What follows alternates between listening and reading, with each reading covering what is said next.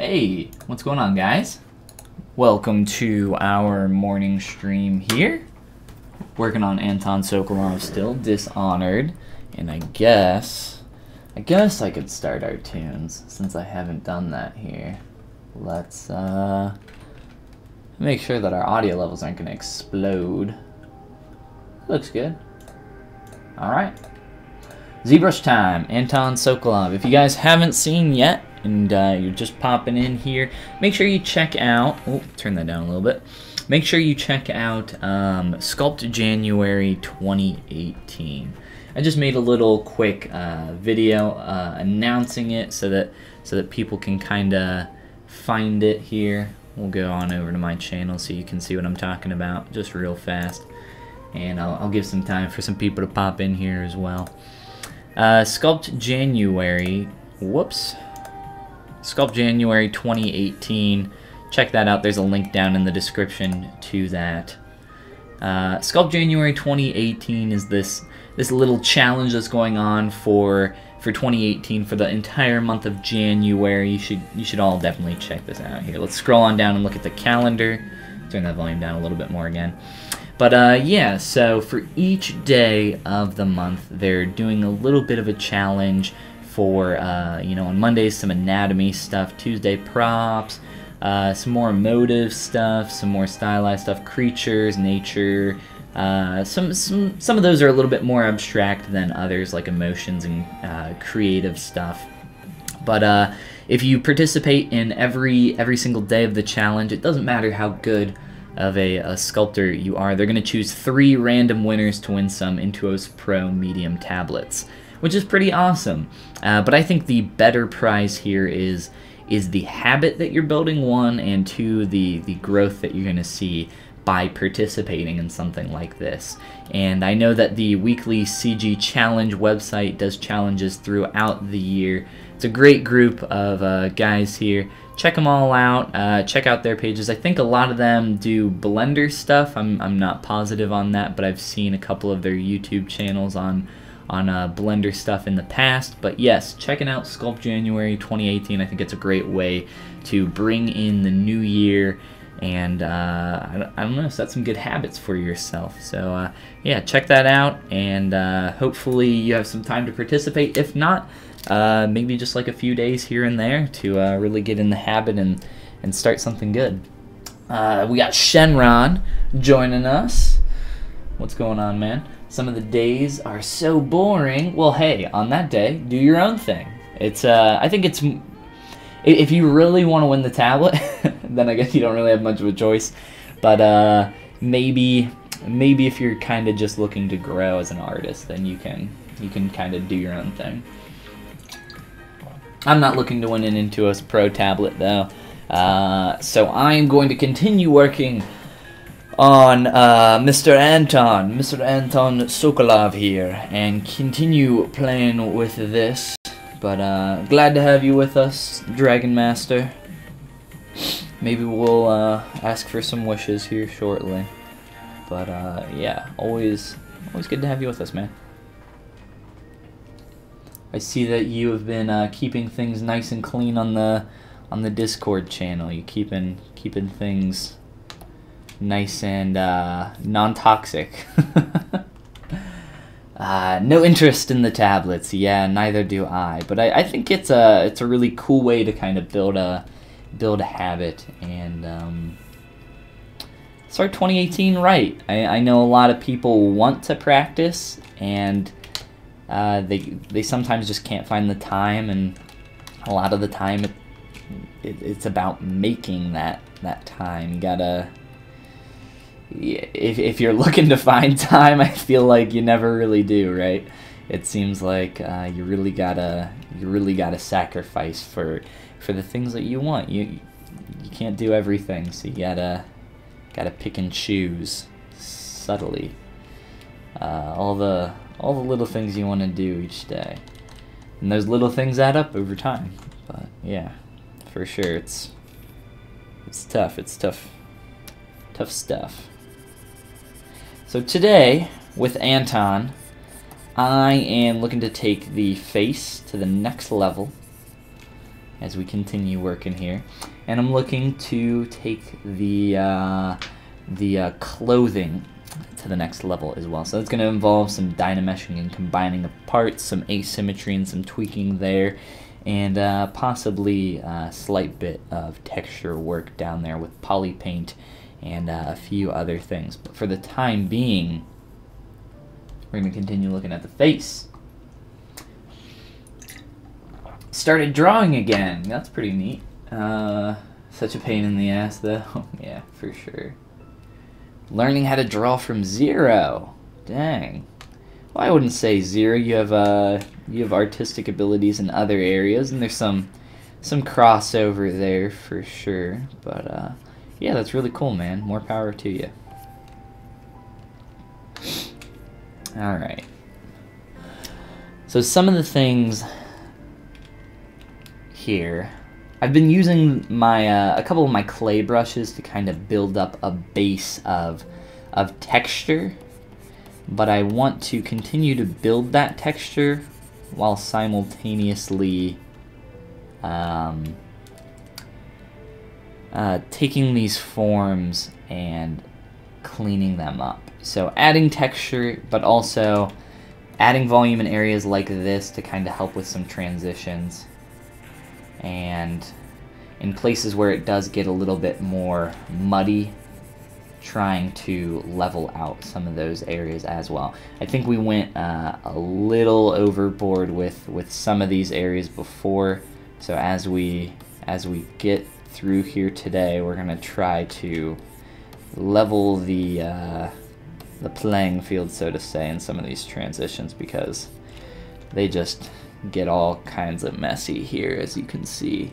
We want to try to keep these nice and clean. There's really only a few major points of transition here that happen in our illustration, and we want to try to find those and make those stand out a little bit more and knock down a few of these other ones that stand out a little bit too much.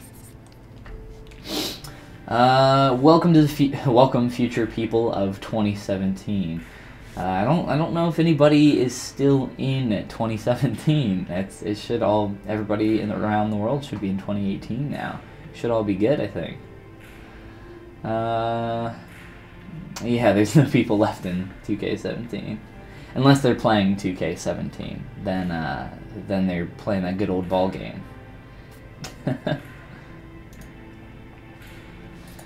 At one point, people were, yes, not too long ago.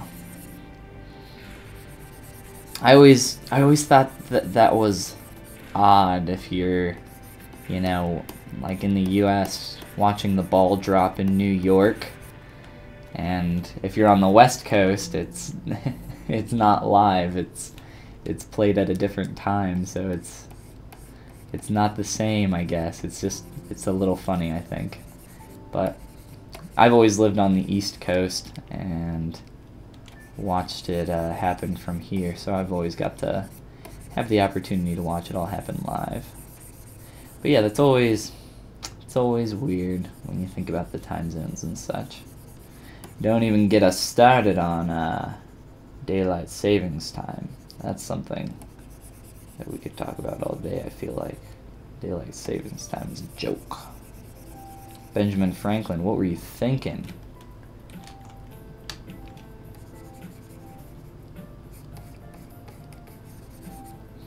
So right now I'm just kind of using a really weak clay buildup brush. My Z intensity's on about 10 there.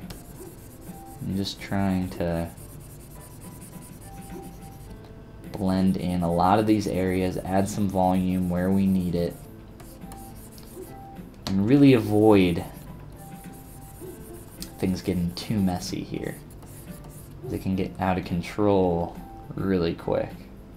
I'm using just the basic material right now. I've been using my Follygon clay material for a majority of the sculpting phase here on the face. So I just want to at least take a little bit of time in the initial period here to see some stuff from a little bit of a different perspective. And again, cleaning up some of these areas a little bit of a pain, but we will get there. Every day, right?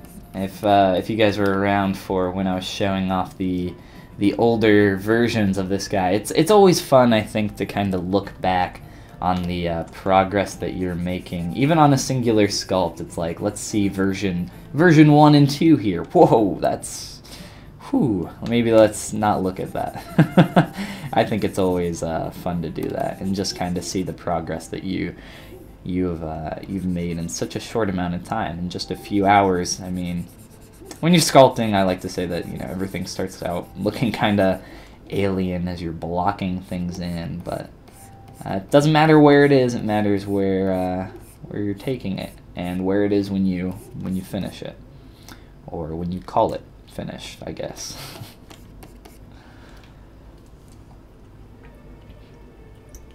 How are you feeling? I'm very cold. I am also very cold. It's, I don't know if you guys are in Fahrenheit or Celsius. I don't know what the conversion would be, but it is about 5 degrees Fahrenheit here, so just about 0, which is just way too cold.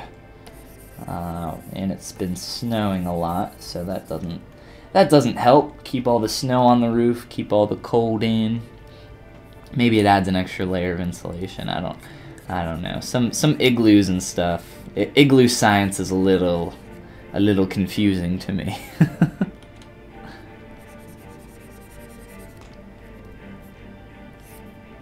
So I'm trying to look at this from different angles. So I think we're catching some of these forms a little bit better on this side, but now I want to come back over here and work on building up these a little bit more, add a little bit more volume into here.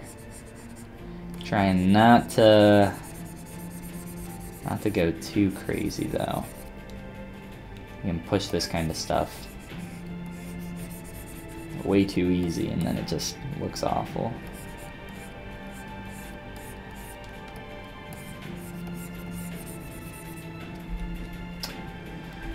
Robert, welcome back, man. Glad to have you with us. 5 Fahrenheit is minus 15 Celsius. Yeah, it's pretty cold. The minimum we have here in Italy is 41 Fahrenheit. I guess you're talking about that day, because I was just in Italy not too long ago, and it was definitely colder than that. It was definitely just freezing. I guess it depends how far south you are, or I'm sorry, how far north you are, though. South would be warmer. I was in Venice initially, and man, the wind there through all the canals and everything is just not a good time. But yeah, Venice is pretty sweet. It's a pretty cool city. It's a maze. And it's an island, so if you get lost, you're just trapped.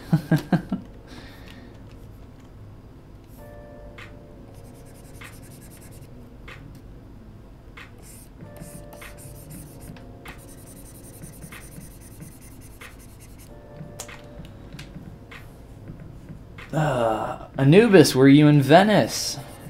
We were in Venice for initially like a day and a half, and then we went to Florence, and then Rome, and then back to Venice for a day. And then we went to, on that last day, we went to Murano, the island just a little bit north of Venice that you take by water taxi. It's pretty cool. Pretty fun stuff, but like I said, it was freezing.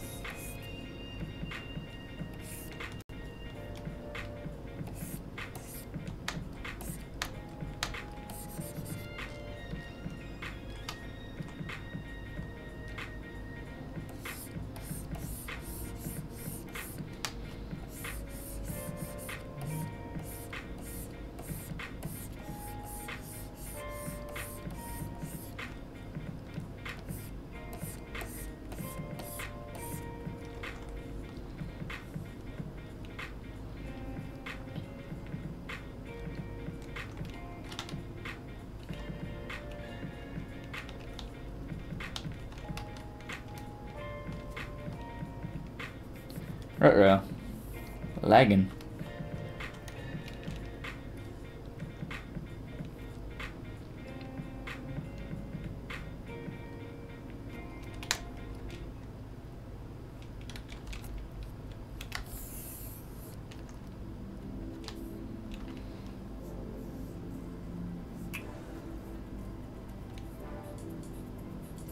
If you were around when you were, if you were around when I was there, you would have recognized me 5 times at least. You have bad facial recognition. So you would have thought you saw me a bunch of times. That's funny.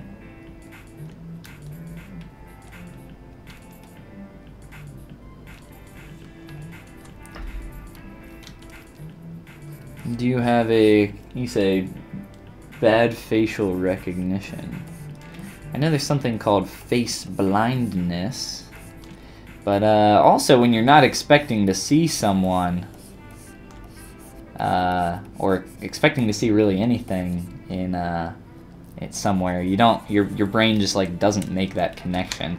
I don't know if you guys have ever seen the video with the guys tossing the basketball and then a bear walks across the screen and you're told to, a guy in a bear costume walks across the screen. You're told to count the number of passes that the team makes, and you end up missing the dude in the bear costume because you're so focused on that one thing. Well, my friend, actually Daryl, and I, the guy who does Art Anonymous with me, we used to work together in food service. And one thing that we would do on occasion when it was really slow is we would have one of us behind the counter talking to a customer, and the other one ducked behind the counter, like down underneath where the customer couldn't see you. And then the person talking to them would drop something on accident and bend down to pick it up, and the other person, so like Daryl would be talking to them, he looks nothing like me. He has red hair. He looks nothing like me. He's maybe about the same height, but we look nothing alike. He would duck down, and I would stand up and continue talking to the person like nothing would happen. Nothing had happened. And you just can't, it doesn't make any sense to them. They just see somebody duck down and pop back up picking up something, and it's like, your brain just like doesn't even comprehend the switch. But yeah, we used to do it all the time, and no one ever caught on. It was it was a lot of fun. But yeah, it's funny things like that that are just, they seem so strange. Hearing that, you're like, oh, I would totally know that happened to me. But it, like, for you not expecting that, and it just happened to you, why would somebody be crouching behind the counter? Like, you don't even come to that solution at all in your head. But yeah, that was something that we used to do a lot, and it was a lot of fun. The brain is efficient. Yeah, it blocks out all that unneeded stuff.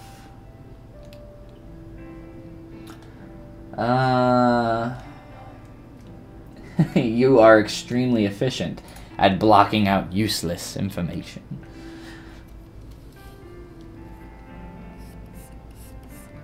I don't know.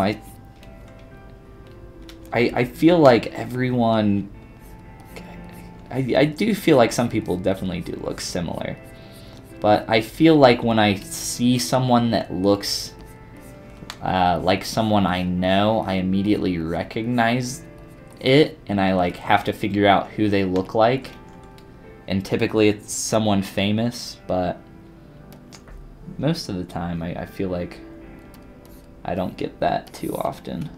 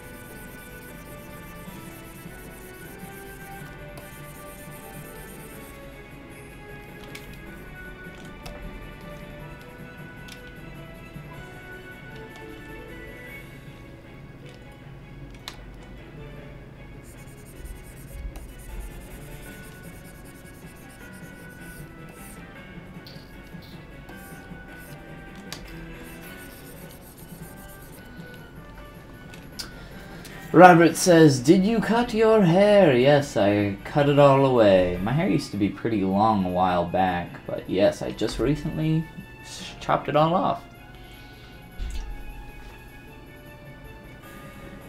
No,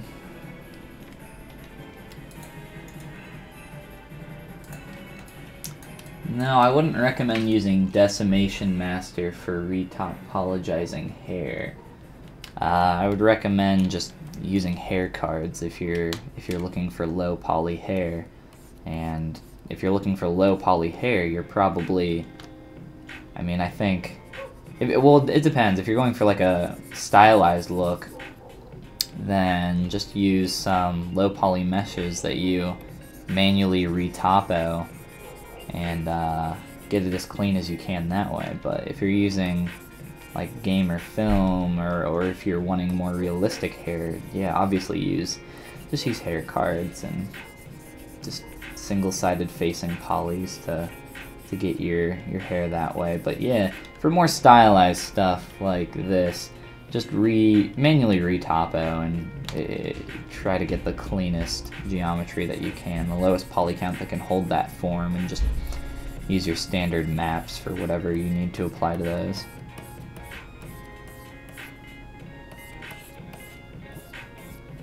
Whew. Robert is so kind, complimenting me on my haircut. Thank you, Robert.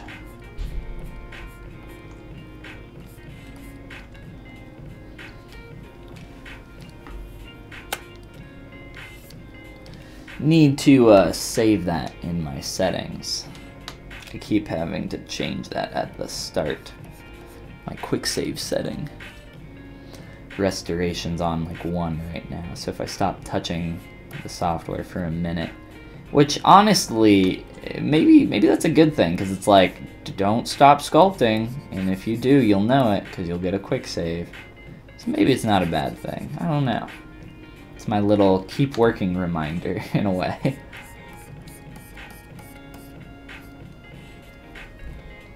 Okay, where do we need some blending?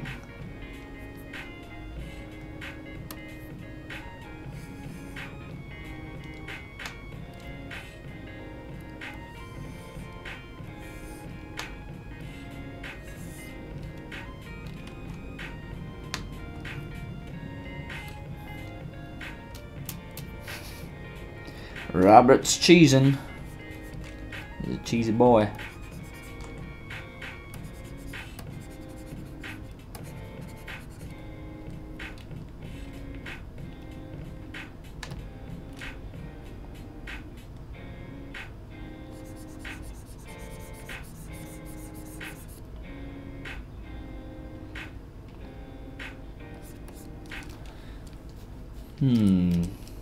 It's hard to see my form here. Might need to adjust some light.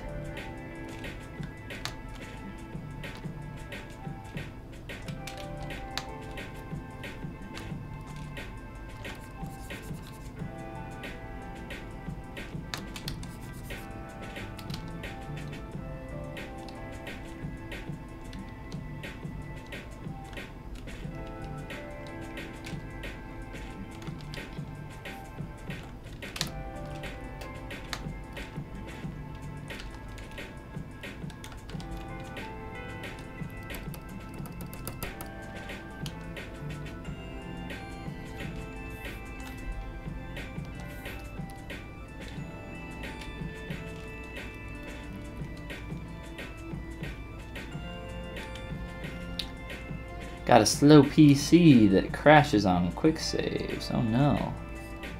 Yeah, you can modify your quick save settings so that it doesn't do it so often. But then you just gotta manually remember. Come up there and click quick save. Really, I don't even need the auto quick saves too often, I don't think. Just because I remember to click it while I'm working here. Normally I do a decent job at that, but in the past I've lost more than more than the amount of work I would feel comfortable losing because of quick saves. So I say just keep it on.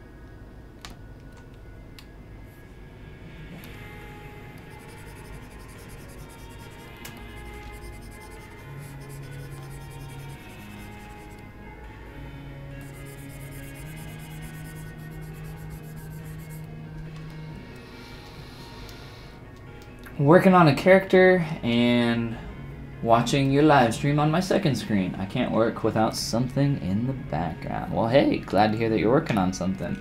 For those that are kind of just popping in here, I was mentioning this at the beginning of the stream. Shenron was here with us, but check out Sculpt January 2018 if you haven't already. I just released a video about it on my channel. There's some rules here and some other stuff. But the basic premise is, gosh, I cannot scroll. For the month of January here, every day they have a different thing that you can sculpt. This is a little bit of a challenge. So Monday, anatomy stuff. Tuesdays is props. Wednesday, emotions. Yada, yada, yada. So Sunday and Wednesday maybe a little bit more, gosh, what's the word? Not concrete, or a little bit more objective in your approach, or unobjective, I guess I would say. Whereas something like a mouth and a nose is very clear, but disgust, it's like, well, you can kind of take that a bunch of different ways. So some really cool stuff on here. What's cool about this challenge is if you participate in every day, and I think you have to upload your images on Twitter or something using the hashtag SculptJanuary18. But you can be randomly chosen to win some Wacom Intuos Pro Medium tablets, which is pretty neat. But I think the cooler thing here is that you get to start 2018 by just kind of building a really good habit here of sculpting every day and practicing in some different areas and really working to improve. And then hopefully after January's over, you can continue to kind of keep this habit going. Love crafting, that sounds pretty cool. But yeah, there's some cool stuff in here, and there's a wide variety of different stuff. But if maybe this isn't for you, and maybe if you don't care about the challenges, try to come up with your own thing, or find some more challenges online and try to build up those habits, and make 2018 the year where you finally really kind of start taking this stuff seriously, and or a little bit more seriously, and really trying to grow as an artist and build some good habits. I'm excited to see a lot of people participate in that challenge and grow over the next year. I'm definitely excited to see myself grow over this coming year. It's really important to look back through your old stuff. I say this a lot, and just kind of see where you've come from. A lot of people get held up on looking at where you are now, where you want to be, and the huge gap between yourself and there, in that place. But what you don't realize that is if you look back, there's a huge gap between you and where you've come from. So definitely look back on that old stuff, that old crap that just isn't any good. Recognize that it's not any good, and continue to move forward with a little bit more pep in your step, a little bit more confidence, and continue to grow and learn. But yeah, check out Sculpt January 2018, and also check out the guys that put it on. This is a great group of guys here that put in a lot of work to creating these challenges and stuff, and gaining some sponsors. I've seen a couple of these guys' YouTube channels for Blender stuff. But yeah, a really cool group of guys, and a really cool challenge here to check out. definitely worth your time, I think, if you're willing to, you know, sacrifice your own time and I mean, you got to do what you want, right? You got to do what you want, and if you want to improve in sculpting, I think you'll have no trouble participating in that challenge and possibly winning a pretty sweet Intuos tablet, which is a pretty cool challenge, especially for people that maybe, you know, it's not a challenge based on skill, it's a challenge based on participation this time. So by playing the game, you could end up with a nice new Intuos tablet. Let's see here. We've heard a lot about Sculpt January. This nice. Lovecraftian. Slam some tentacles on a deformed thing. They look like real aliens. Hate when you lose progress. Yeah, I think everybody does. For sure.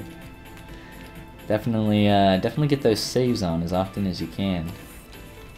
And that's what quick save's for. It helps you out.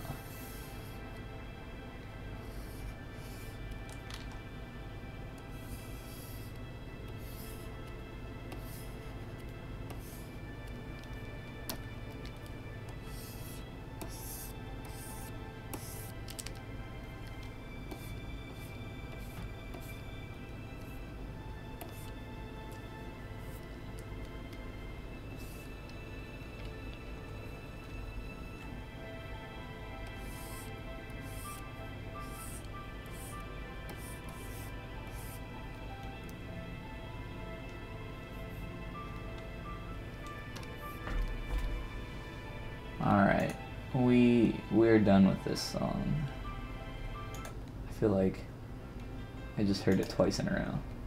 Maybe it's just very long.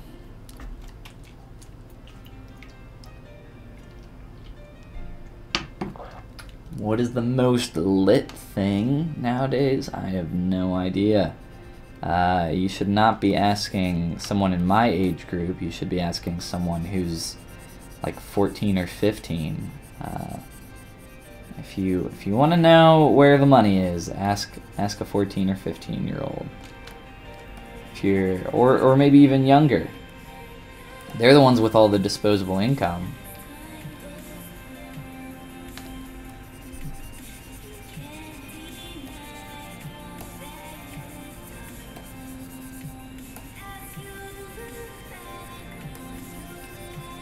Also, you won't catch me saying lit anytime soon.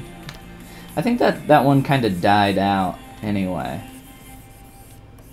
if I'm not mistaken.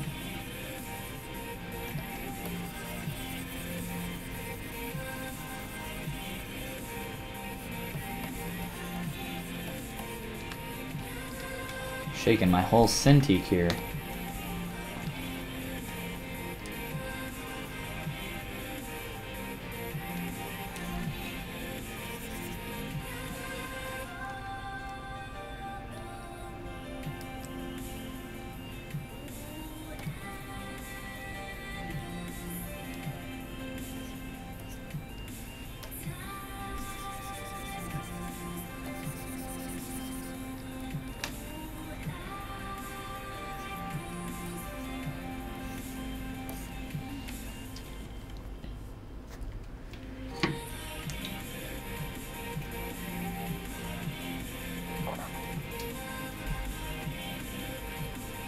Something dies out so quick and then appears again. It's a fast-moving world. The reason it comes back, well, at least online so quickly, is because the memory of the internet as a whole is pretty small, pretty short term. So if someone does something really effed up online, people tend to forget about it pretty quick.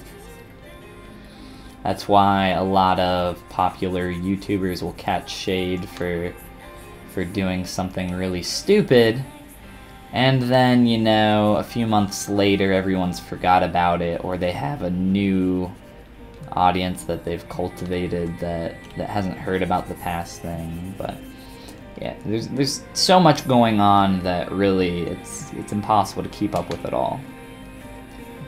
But yeah, I don't know. I don't necessarily think that that's a bad thing inherently. I think it's more of just the nature of the beast, how it all works.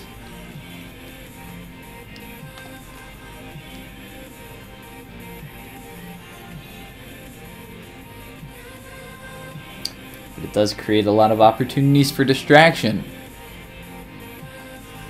for people. Especially people that are training or attempting to train their artistic skills.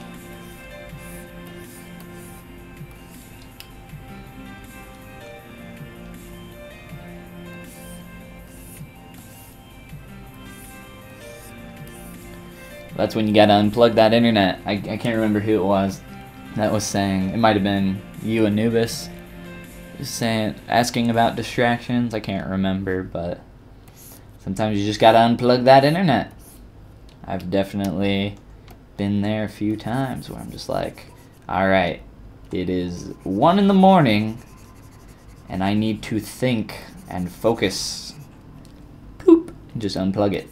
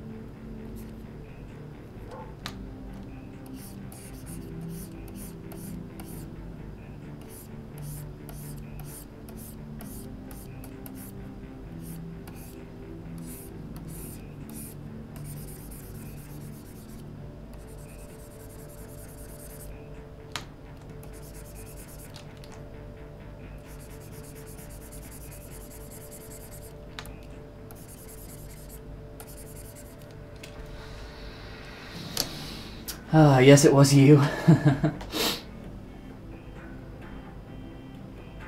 It's so weird how older people become. There is no more age gap. Everyone today is almost the same age on the internet. 80 years old playing Call of Duty.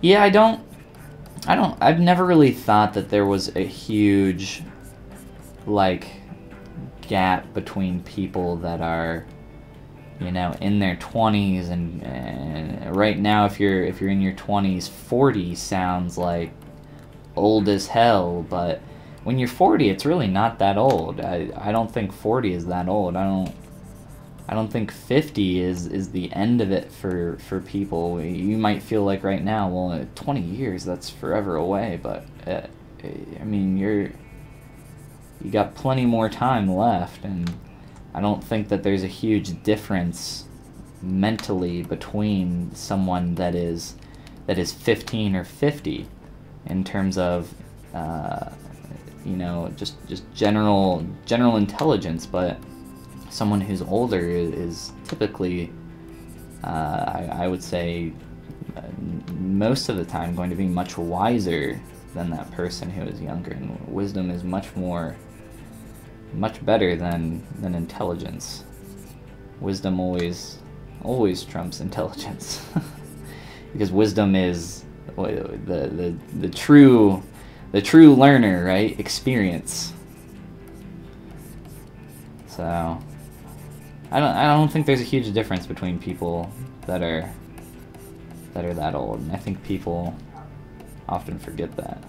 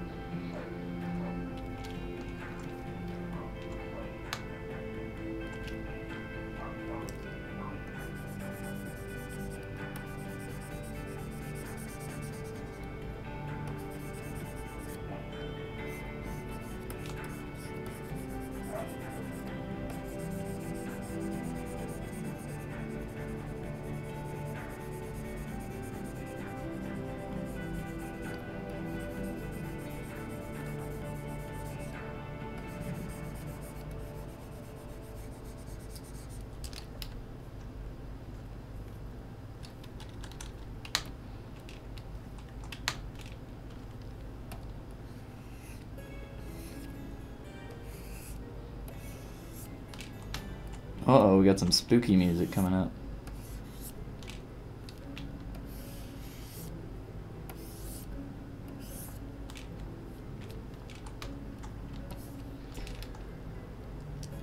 Swatting kids?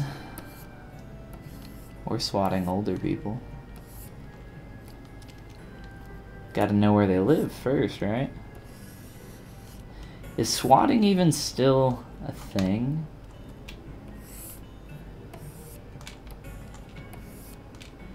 I don't even know if that still is.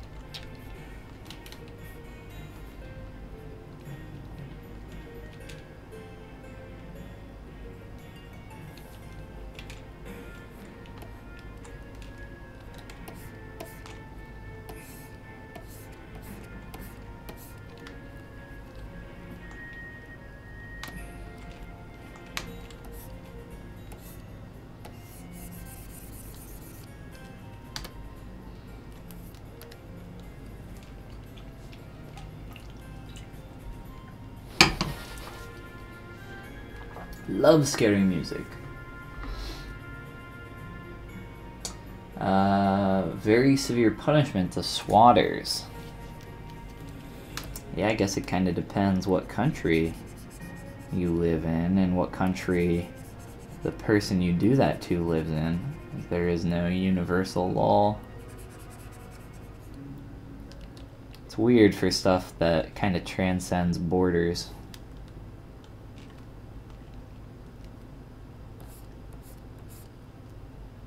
We need an internet law.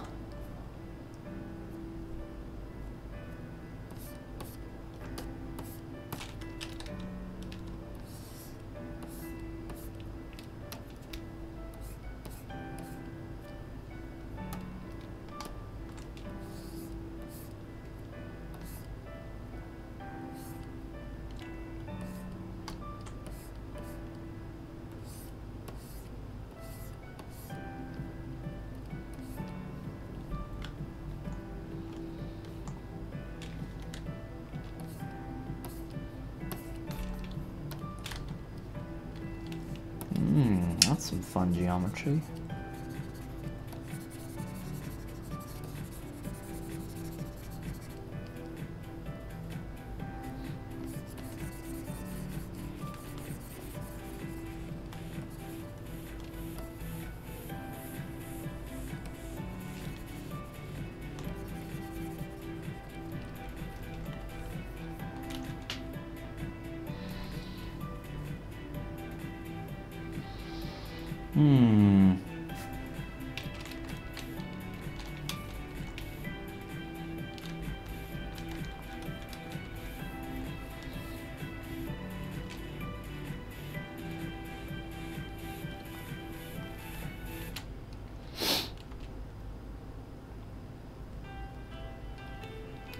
We haven't completely merged our eyelids down yet either.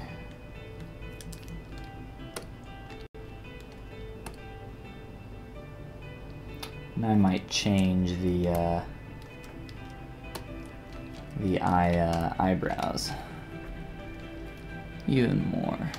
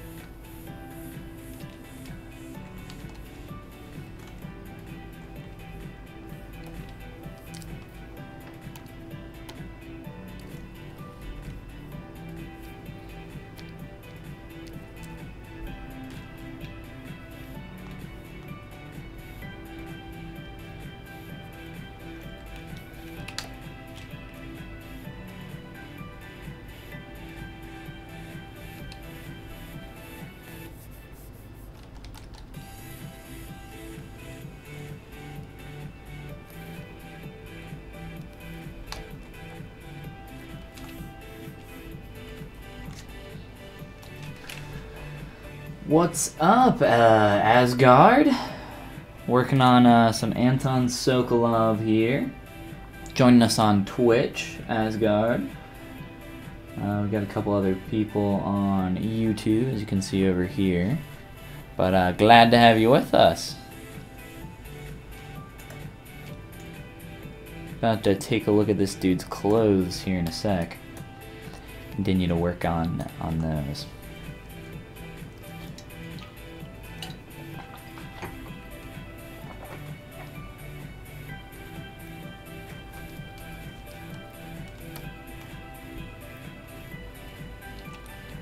So I still have this low poly piece here, and I would like to dynamesh it, remesh it, definitely thin it out.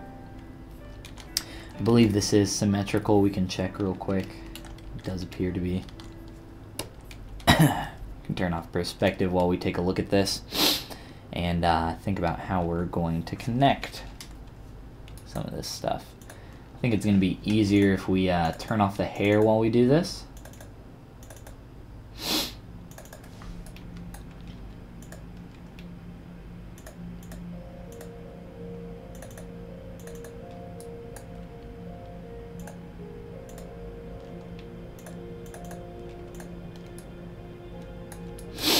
And take a look. Turn on perspective again. So I'd also like to add some texture on here, but thinning this out. Now, there's a couple ways to go about this. Thickness will definitely be in play if we want to 3D print this dude, though. But I think for the appeal that we want to go for, at least for the time being, I say we thin this out, and there's some other tricks that we can do to make it more thick later down the road if need be. Now, I would just like to thin out this outer edge. Now I could use the Z modeler brush and kind of manually do this, or somewhat automatically do this, but I think manually just masking off our points that we want to modify is going to be better for us, simply for the fact that we only need to modify these outside vertices to change the thickness, so we can let it taper as it goes back up towards the collar there. Just kind of moving these in.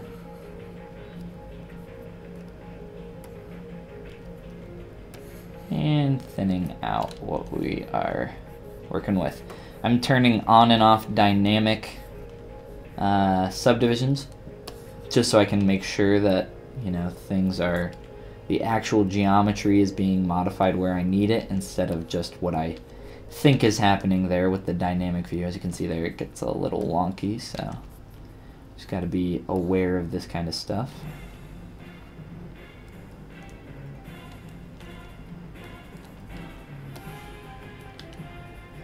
This one we might want to tweak on the back side as well.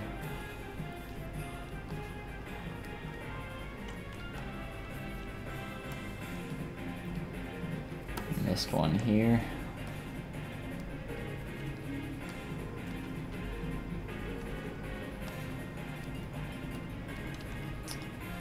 And there we go, very good. And we can mirror and weld all those changes just to make sure that they go across the axis. Let's see here. Asgard says, "What are you drinking?" Some water from my beautiful Contigo. Link down in the description if you want one. Just agua. Always got my Contigo with me though. This is we keep these things classy here, so yeah, just water. No big deal. Don't worry about it. Don't ask any questions you don't want the answer to. Alright. So we've thinned that out, and now for this inner edge here, you can see here we got some kind of crappy geo going on. We want to blend this in to an edge that is going to extend down into our shirt here. Into this, our jacket, or whatever you want to call this, if I can select it. We also want to thin this out, I think. Get a nice clean edge. We can maybe look at slicing this up. We could also get a view from this side and do a, let's see here, mask or group front, so that I can group all those polygons just on that side, and select that and begin adjusting my mask.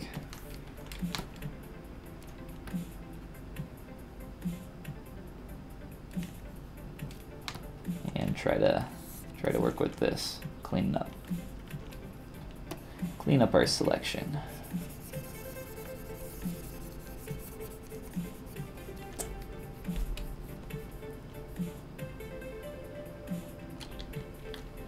That seems decent.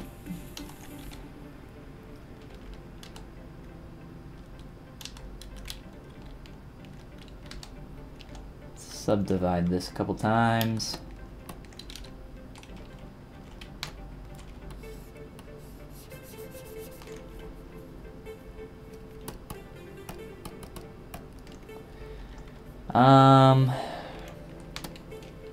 Trying to think what the easiest way to do this would be. To like thin this out.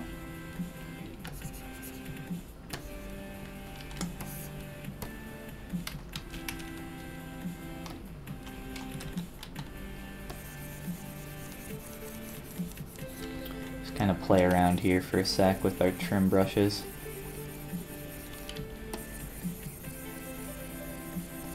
Like I said, I might just slice it right off. It's never a bad idea until it is.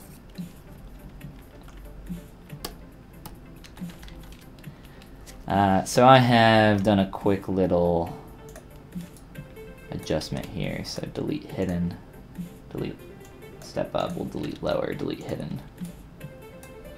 And if I can get a decent Dynamesh here going, hopefully hug that inner edge a little bit better.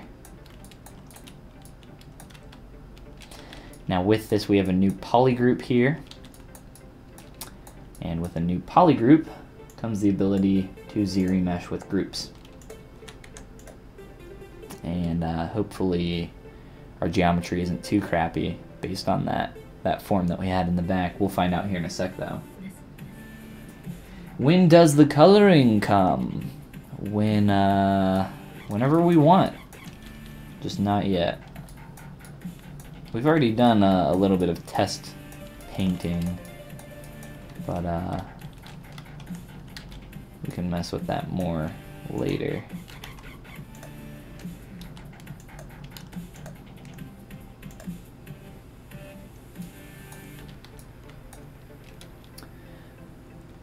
So I'm just doing some quick little ZRemeshes here to kind of force the topology to do what I want. And we've been fairly successful here.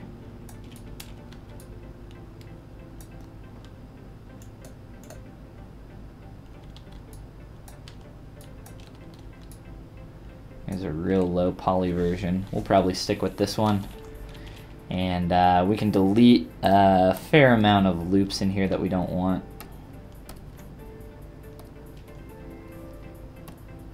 Some of these we might want to keep though. You can see we have some stretching and stuff going on up there. I want to try to avoid that. And we want to try to get a good crease on our edge loop. As you can see, that edge kind of turns through here. We don't want that, so let's uncrease that. And yeah, we have a little bit of a weird quad situation going there on the corner. Looks like there's a hole in the geometry there. There is actually not. It's totally fine. Just a little problem with the polygons being visible. Sen, Mr. Shenron is back. Did Sculpt January day 1 real quick. Well, hey, there you go, man. Congrats. Off to the races already.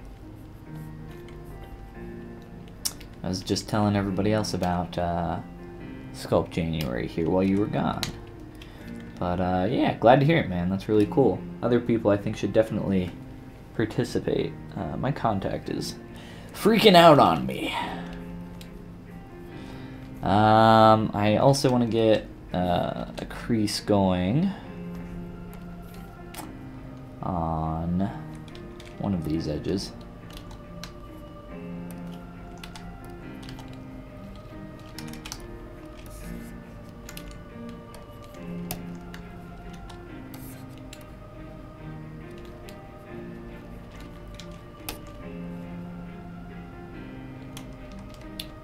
We'll do it one more edge loop down. Just trying to capture that little shoulder notch. And I can't particularly crease this one into a corner just because of the quad that we got there, unless I added an edge between these faces. As you can see, we don't have a clean edge coming down from there, so it makes it a little difficult, but that's okay. It's not the end of the world.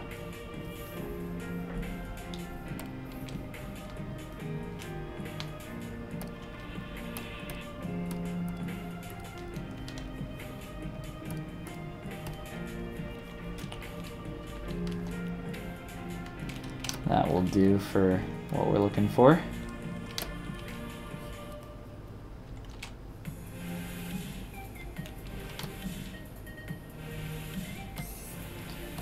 I want to bring this out a little bit, and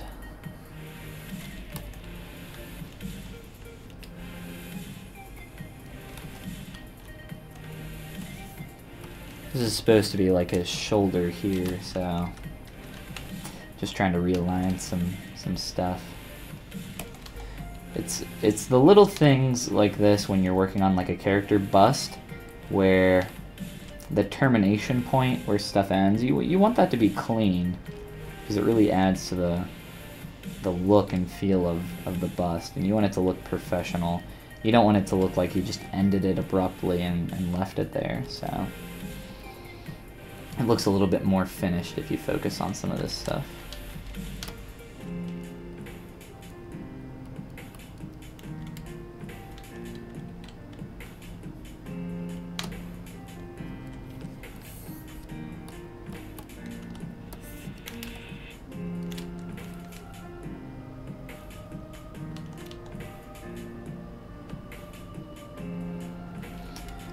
Some subdivisions there to clean a little bit of that up.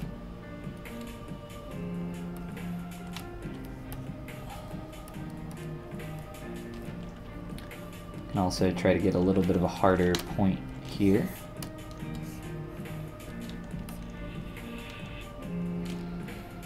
Can work on creasing that edge.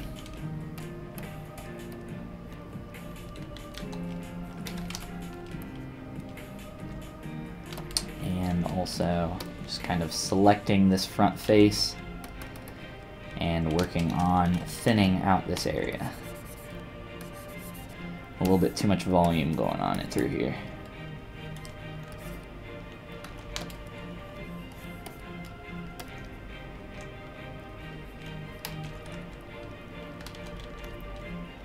It's also, ooh, got a weird face through there.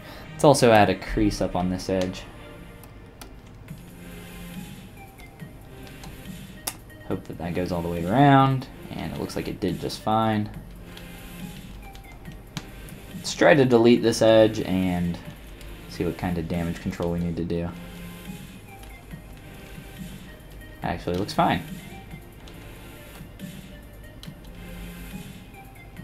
As does that.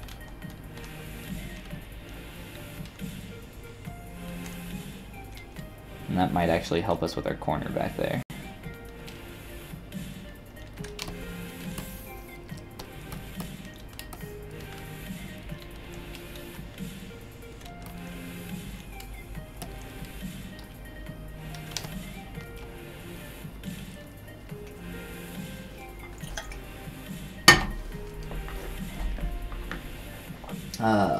One second here.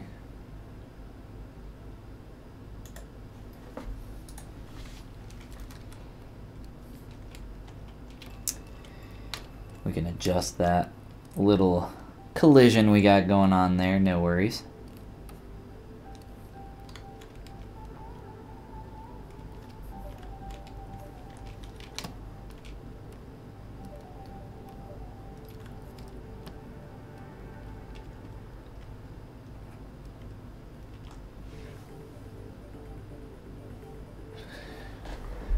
All right.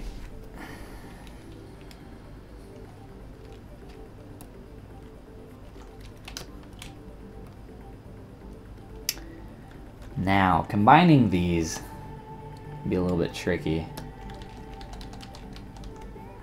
So what I'm going to do is I'm going to duplicate both and merge those together just so I have my extra geometry if I need to roll back. So I'm just going to take this piece, my collar, and look at how I can do this without screwing everything up.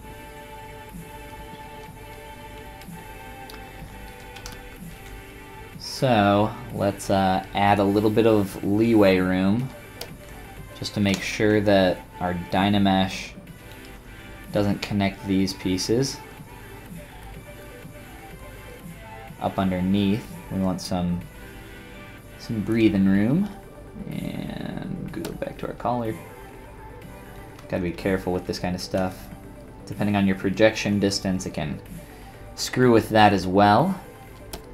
And you don't want to have to deal with cleaning this up too much. So just a little bit of extra work now so we don't have to do twice as much extra work later.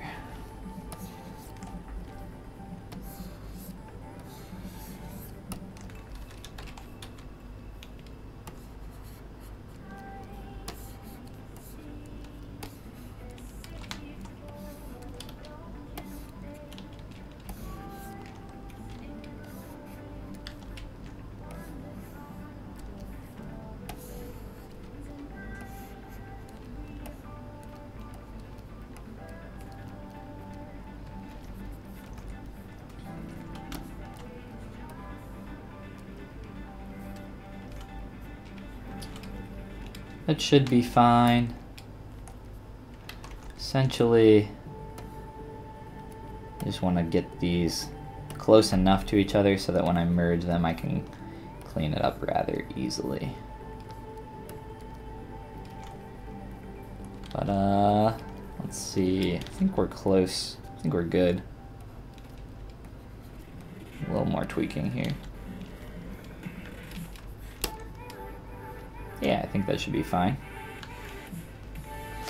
Alright, so from here I'm just going to duplicate again this piece just so I have it left over in case I want to go back. And subdivide on up. A few pieces. Merge down. I don't want those subdivision levels. And from here, let's do a quick Dynamesh.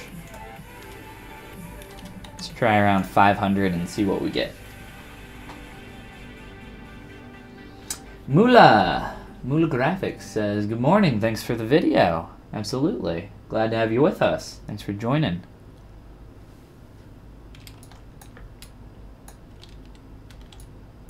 Let's check on our Dynamesh here. See how we turned out. It looks like our gaps came out. No connections back there, so that's awesome. And let's kind of go through a little bit here with our trim brushes and some smooth and just clean up this transition. And it's going to be super easy for us because we made sure that those were close enough to connect there. And it looks like we got a little bit of a hole in our mesh down here. That's not a big issue. We can just re-Dynamesh and close holes and get that all fixed up.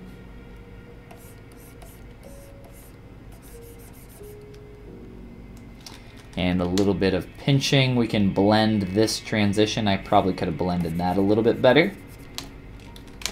That's no worries though. Do another Dynamesh here. Robert says looking good. Thanks, man.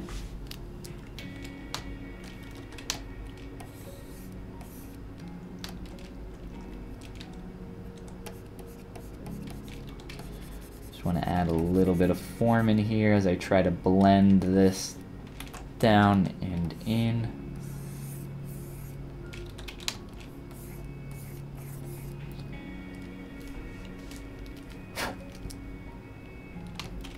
And as you can see here, we're still looking pretty good on our gaps. So Dynamesh is doing us a solid. All this is really starting to connect pretty well. I've had a lot of people ask me how to do collars in the past and this kind of thing. Collars are hard just because of connecting it to the actual clothing. You can run into a lot of problems in those areas. So I think this is a fairly good method. There's obviously there's a million ways to do anything, so if you have something that's more efficient, shout it out. But I'm definitely a fan of just kind of being able to sculpturally go through and tweak my mesh. Instead of, you know, box modeling everything.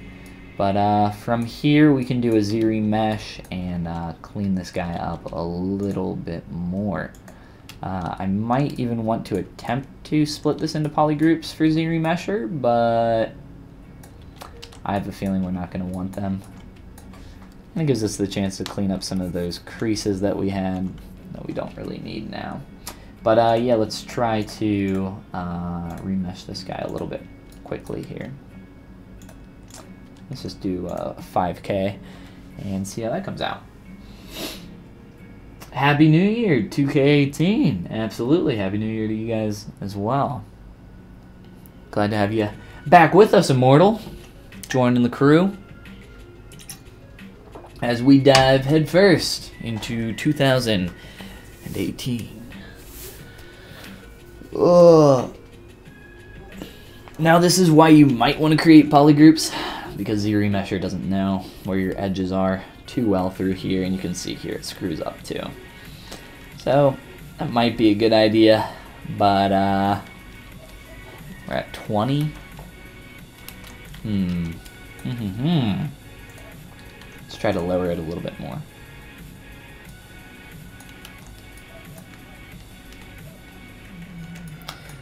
Let's try projecting this and see what happens.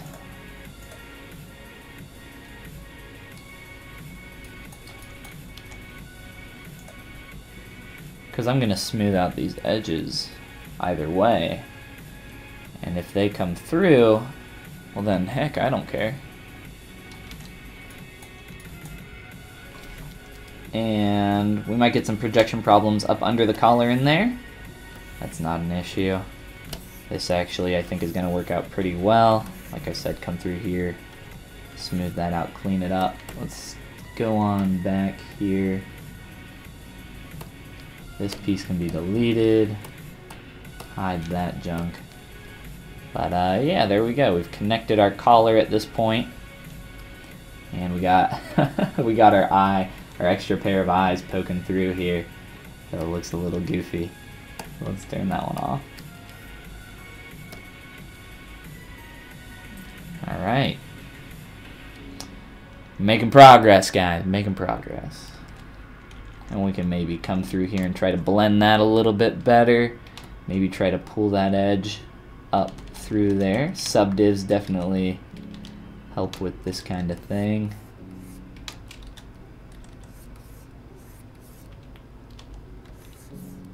And here we go. Not too hard.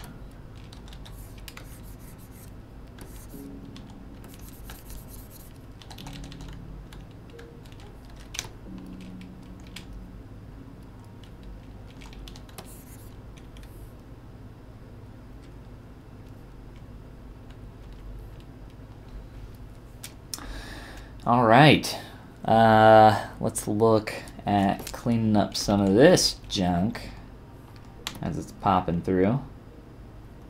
I can just literally, you know, mask it off and push it in. I also want to make sure that we're looking clean from the other side as well for our bust.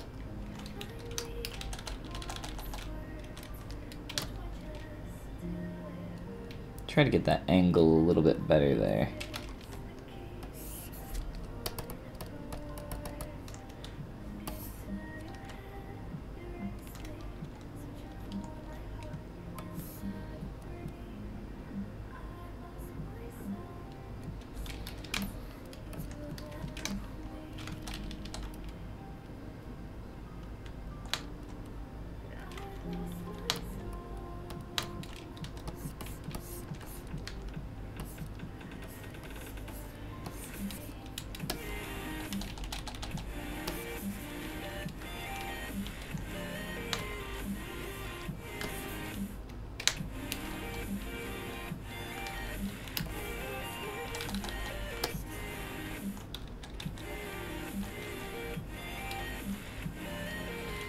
We have some thickness going on in the internal edge there that we probably want to get rid of. And because we still got our low poly subdivs here, that shouldn't be too much of a problem. But creating a nice clean mask might be a little bit tough here, so let's try to run this up and through. And then we can kind of try to clean this up some more.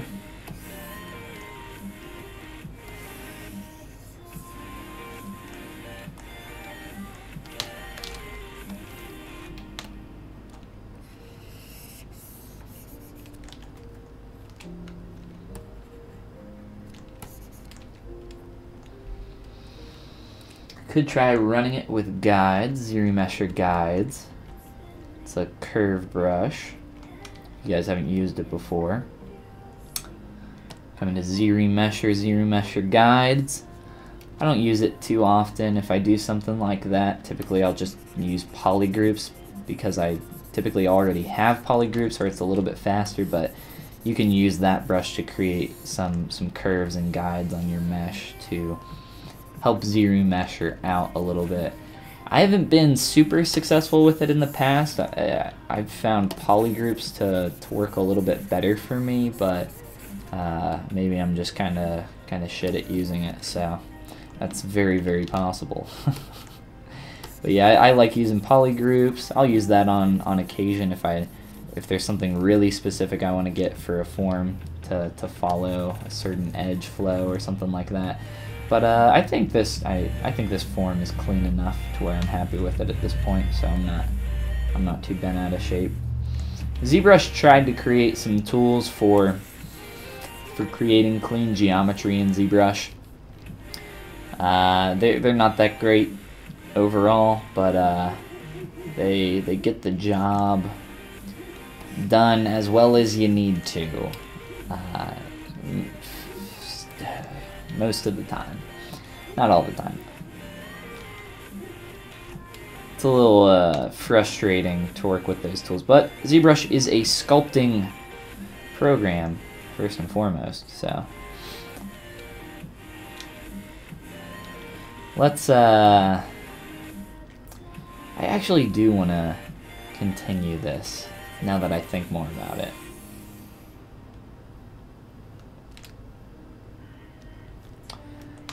Just because I want to thin out a good portion of this as well.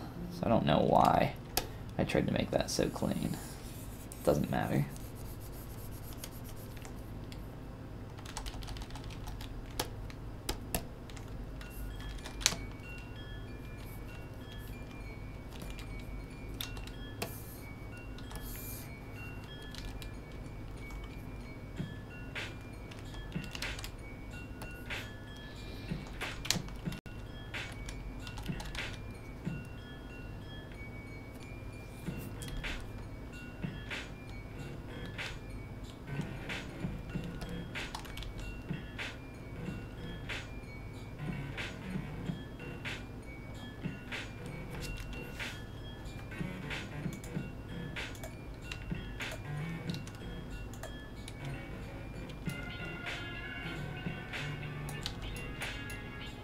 I'm just going to do this just because it's going to be faster.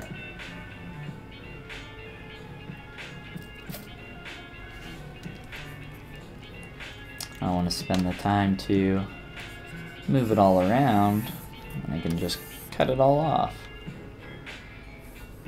Get more of that thin structure right through there. That's where it's important. Up through here, if it's blending in, doesn't matter. Never seen, doesn't matter.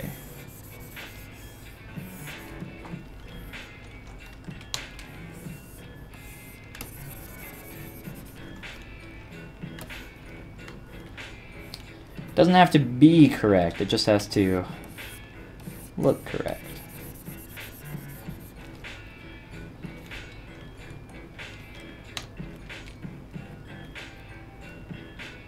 Because if it looks correct, it is correct.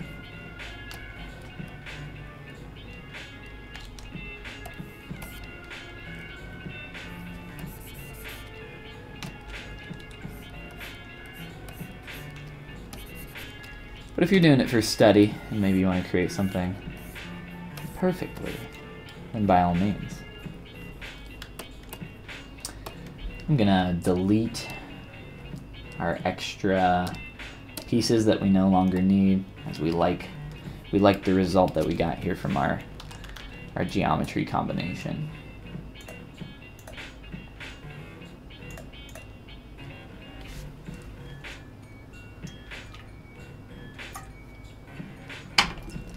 Video output low. Oh no.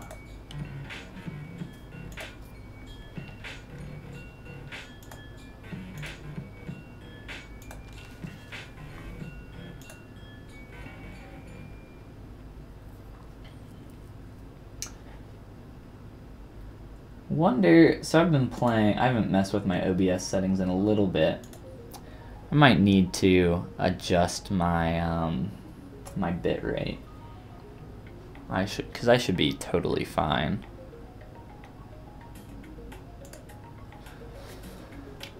Let's see. Quick close holes and redo all that. Just real quick.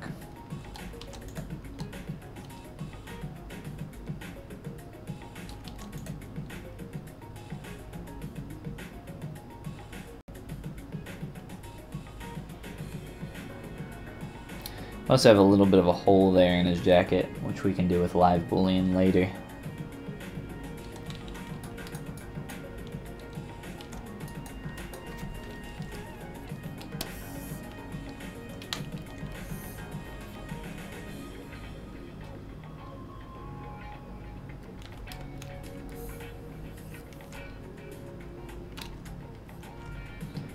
If we want to get a better look at that inner edge in the collar, you can see that there's some janky stuff happening up in there, but that should be fine. Don't need to worry about it.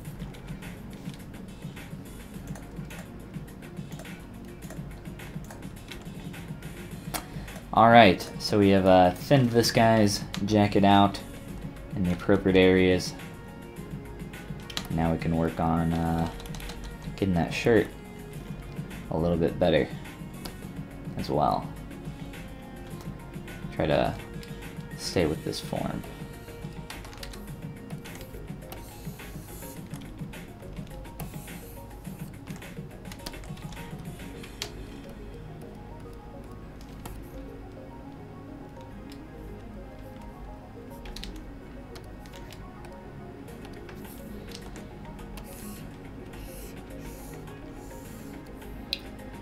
I'm going to try to do a quick slice up through this guy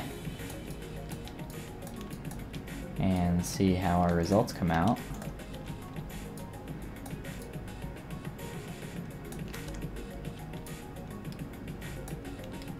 And a Dynamesh.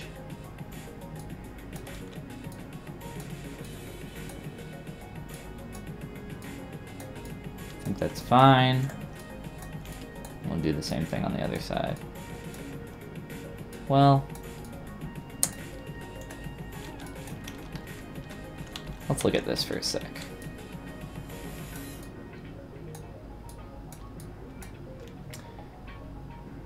Step back one more time. 4 subdivs and 4. Alright. Let's do this instead.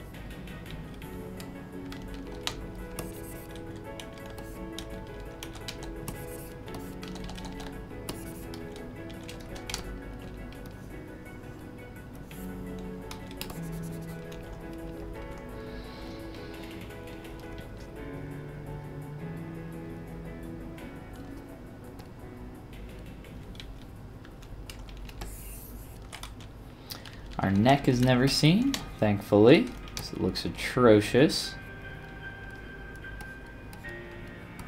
Got our nice, beautiful beard hiding it.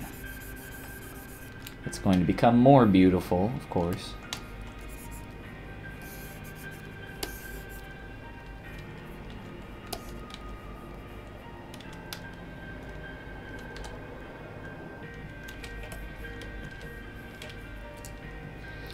Our funny, lazy eye's back on. Let's grab him. Turn him off.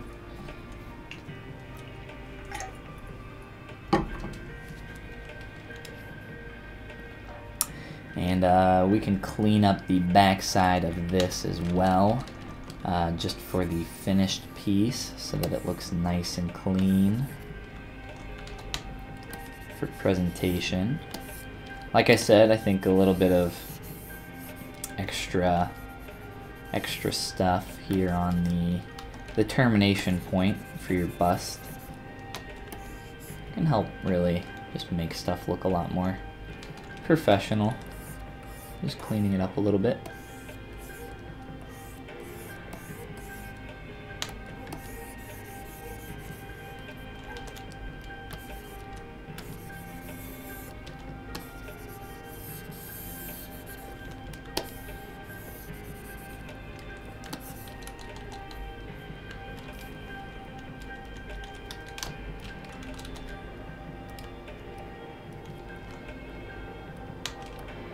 And we can work on asymmetry and Adding in some folds to all sorts of this stuff, which is always a good time. I always have fun doing stuff with folds.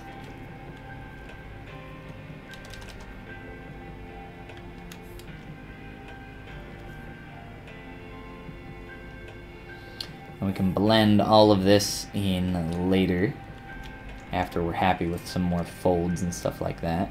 Or we could even add, I mean, we could do something really simple like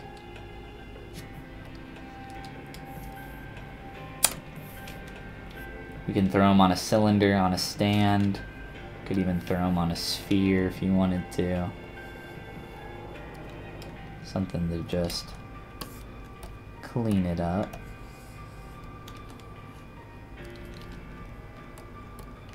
Could do something. I don't think we want to mess with it right now, though. Alright, so some folderoonies, some asymmetry. The jacket here, we can play with asymmetry, but in terms of folds, there's not really too much going on here. Based on the paint, what we can maybe gather from this light, we can see a little bit of stuff going around here for this hole for the button. So we can play with that area and figure out how we're gonna do that. I might actually like to narrow this out. It might be more so the perspective, but I just want to play with it real quick to get an idea of what this looks like. If it's just pressed in a little bit more.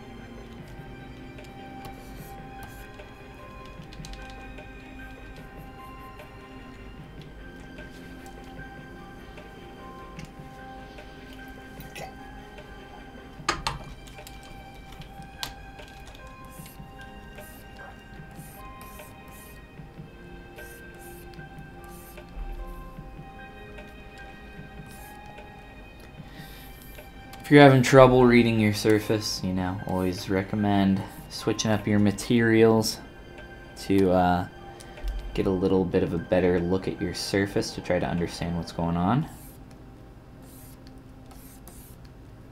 I've been using the basic material this whole time just to switch things up, because normally I sculpt with my Follygon clay materials so often that just to see some things in a little bit of a different light, different perspective, and be able to read the forms differently can be extremely, extremely helpful.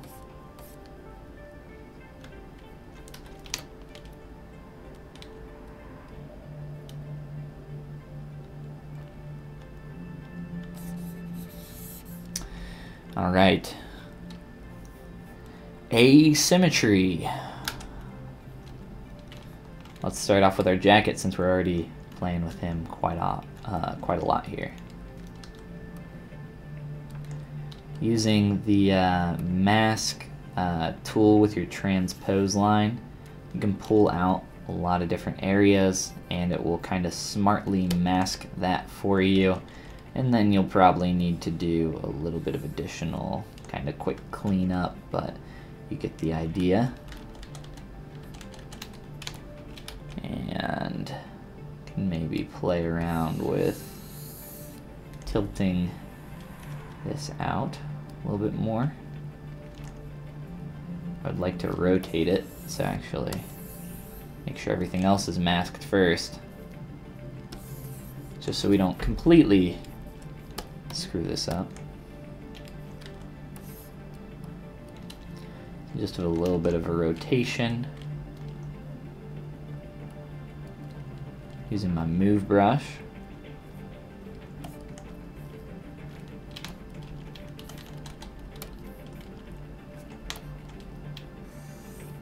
Look at adding some form, some creases. and then building up those shapes.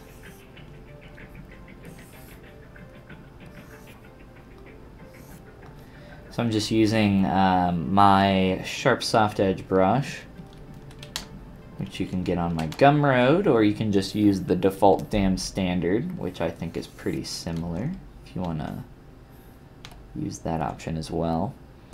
My brush is a little bit different in its interaction. It's a little bit softer. It's not going to affect your backface polys by default, and its step count and a few other things are adjusted, and it's again got that softer shape that happens on it. I use this for sculpting hair, for folds, for wrinkles. I use it for a lot of stuff, actually. Just for getting a good base of a form, it can be extremely helpful.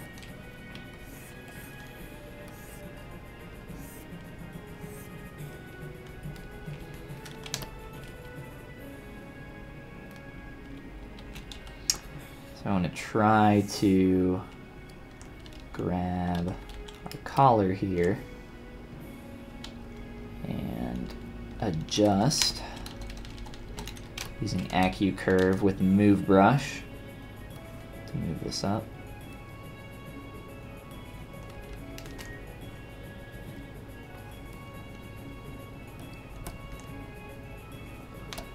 And try not to affect this inner edge so much here, if I can.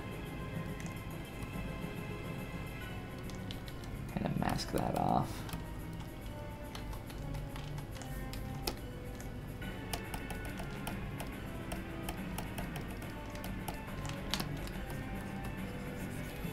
There we go.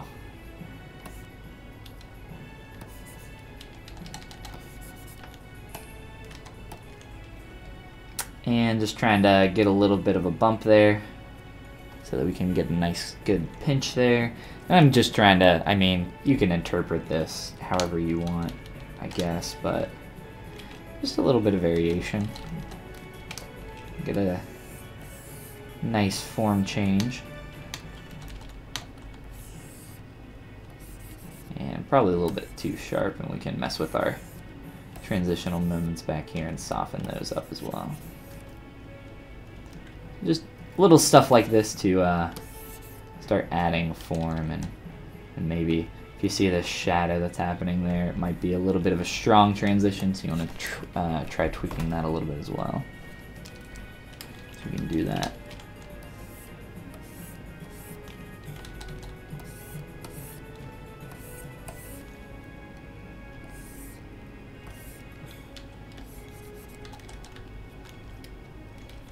Little stuff like that.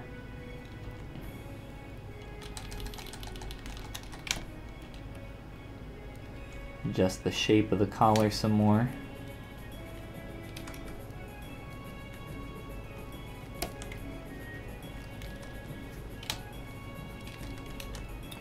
Play with AccuCurve a little bit.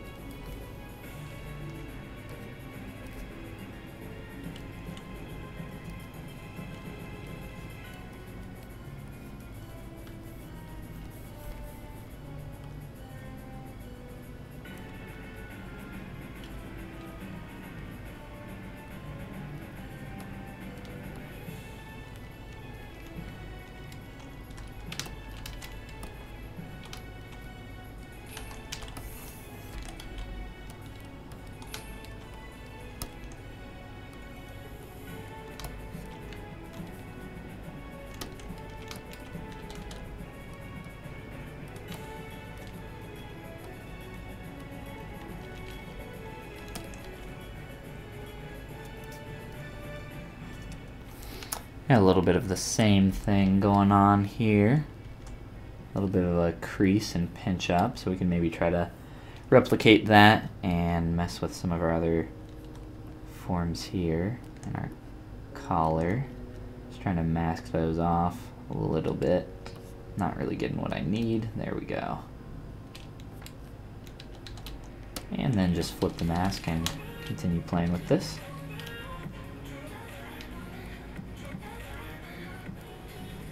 A little bit more of an arch there. Spectre Dave, welcome back, man. Glad to have you with us. Happy New Year to you. Smexay. Smexay for an old man. A wrinkly old man. Yes. Maybe not the word that I would have chose, but, you know, to each their own, Dave. You know, if this is your thing, then it's your thing. Glad to have you with us, man.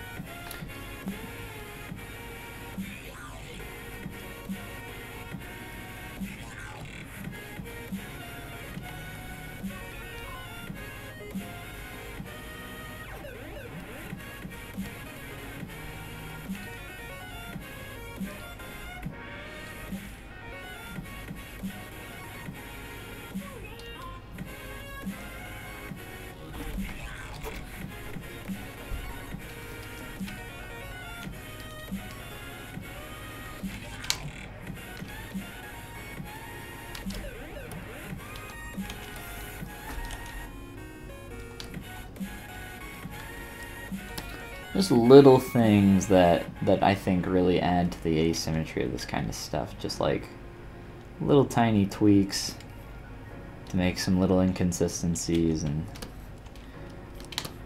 when you're sculpting in symmetry, it's so important that you go through and add that asymmetry later. And if you, I mean, the earlier you start doing that, the better it's going to look, and the more work you put into that, I think the more natural a thing is going to look for sure. It's just,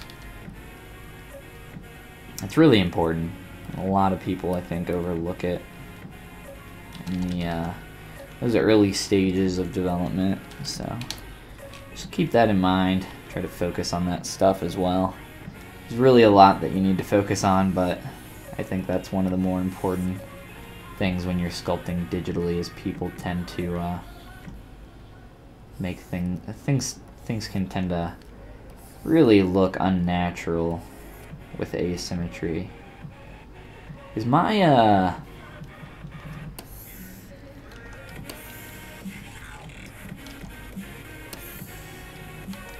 think my brush is screwed up.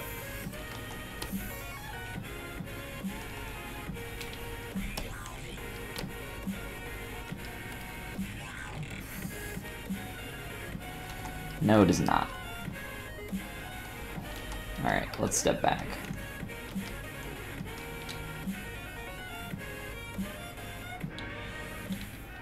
Don't know what's going on, what was going on there, or why that is compressing in. Let me try to adjust this. Not the brush I wanted.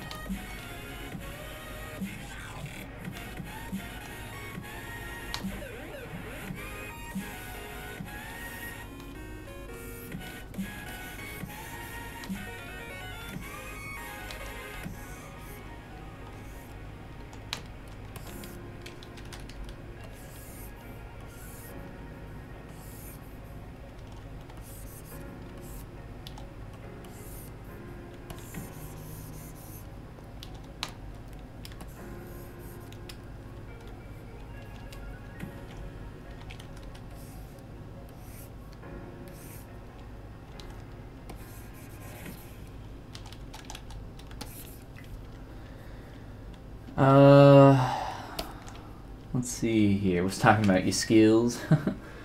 Like how you made the clothing. I'm so bad at sculpting clothes that I use Marvelous Designer to make the clothes there and bring them into ZBrush to make some details. Yeah, I don't have Marvelous Designer, so I just do everything here in ZBrush. But I've played with Marvelous Designer a couple times.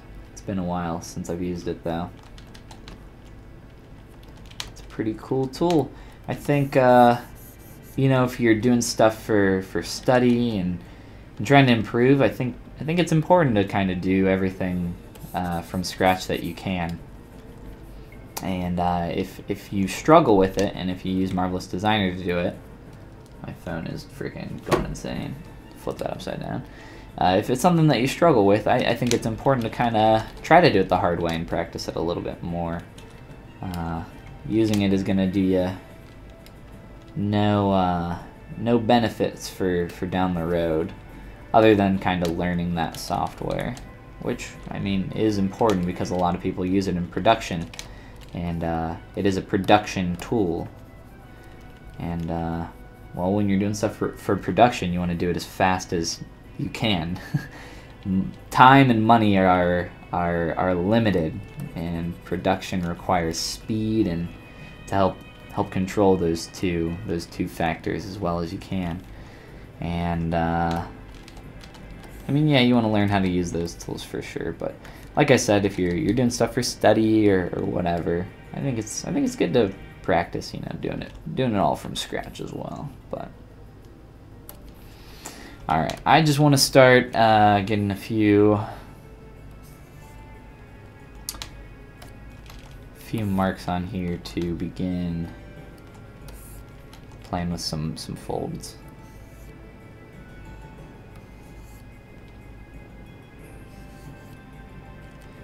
And we can figure out where that live boolean's gonna be.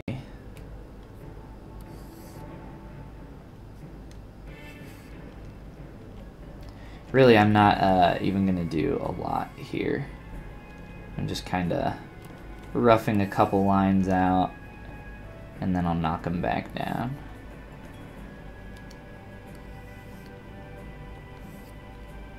Really, I just don't want a lot of stuff on here that's going to take attention away from other places.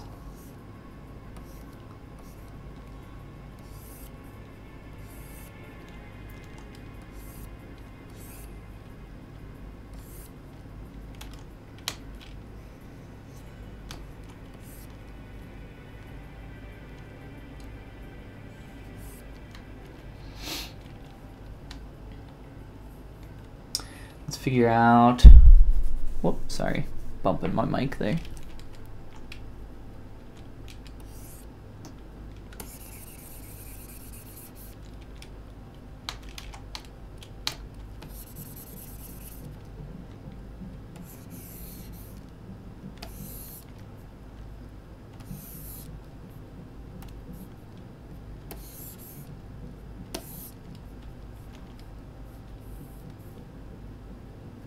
These are too strong for sure. Over here still.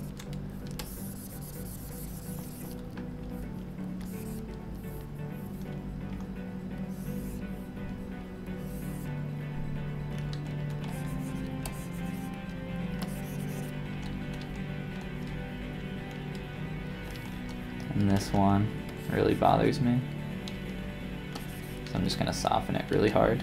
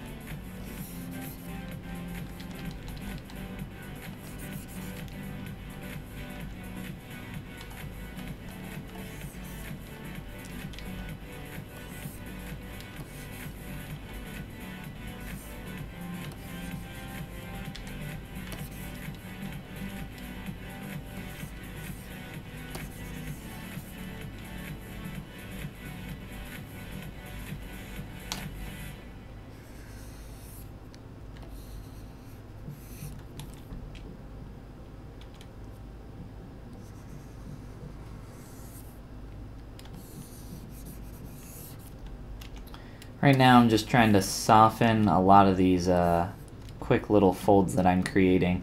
I'm just trying to think about how the light's going to catch this and how I want it to...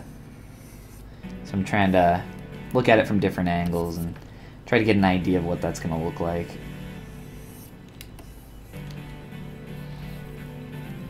And it's really easy to go overboard with a lot of this stuff, which is why I'm trying to go back through and smooth quite a bit of it out.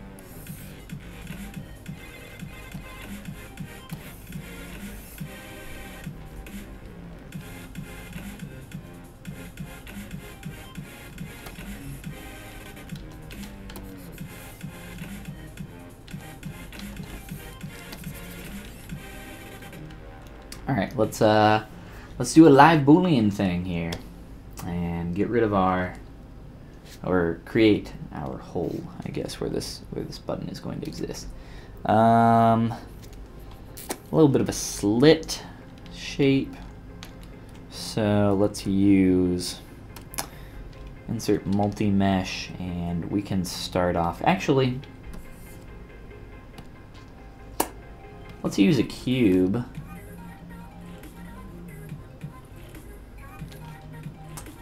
Let's use a cylinder. Let's try this first. I think this will be easier.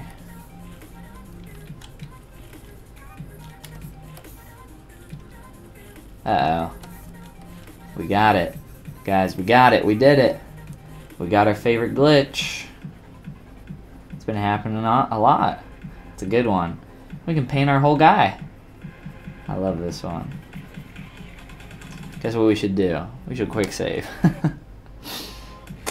But yeah, if you guys haven't seen this glitch before, it's It's pretty rare that it happens actually, but it's always beautiful when it does. It might have something to do with initializing your geometry, but yeah, this is a fun one to play with. Mess with all this. The glitched man. You can cover all of them.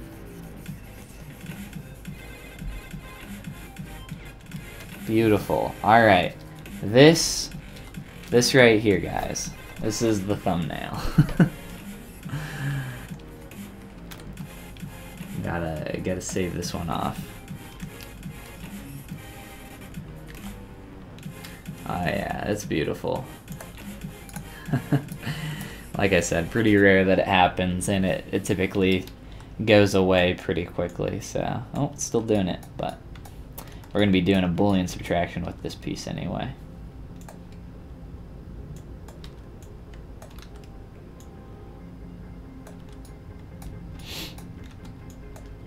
Just moving the camera gets rid of that junk. This looks amazing. Yeah, it's always fun. Whoa, where'd he go? So some creasing that I'm gonna do here to get that basic shape. I'm just gonna crease all around the edges of the outside for both sides here, and then also crease these edges. Make sure that one gets creased. And you can already see that we're starting to get that shape.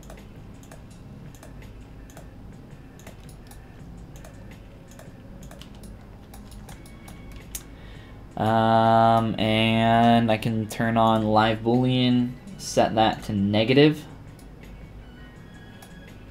Start pressing that into my surface.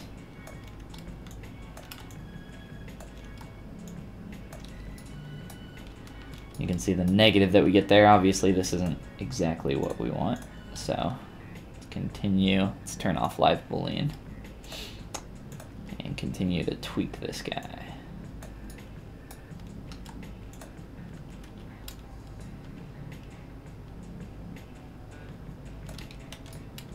Something like that, maybe.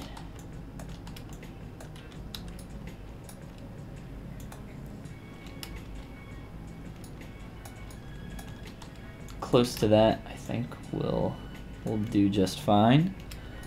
And widen it out maybe. And subdivide it a bunch of times. And add some asymmetry to this shape.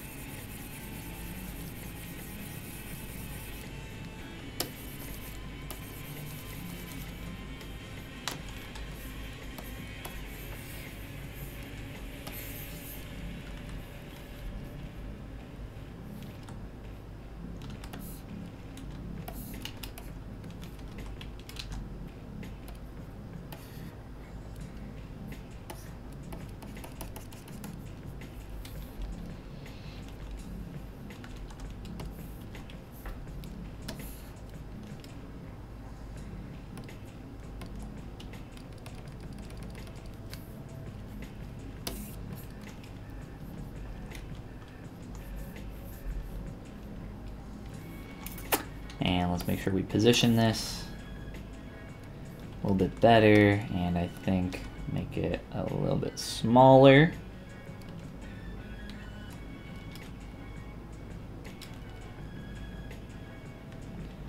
Something like that.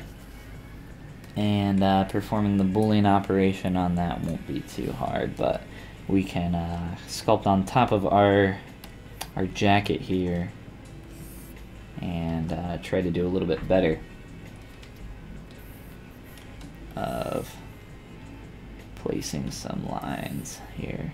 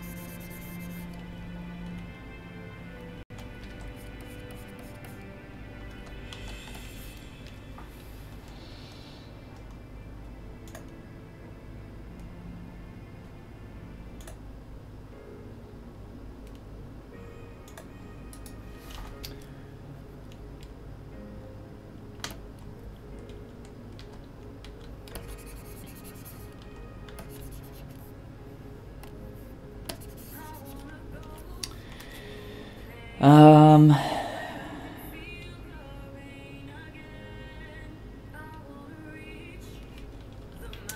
I'm not a huge fan of this line.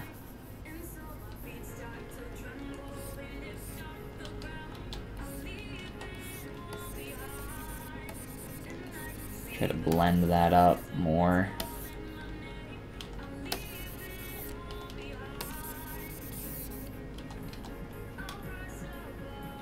Get in there. Yeah, I think that's better though. Whoa. Let's do this.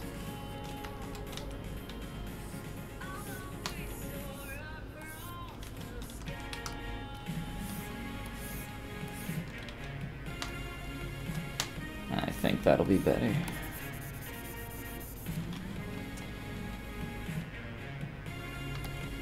There we go.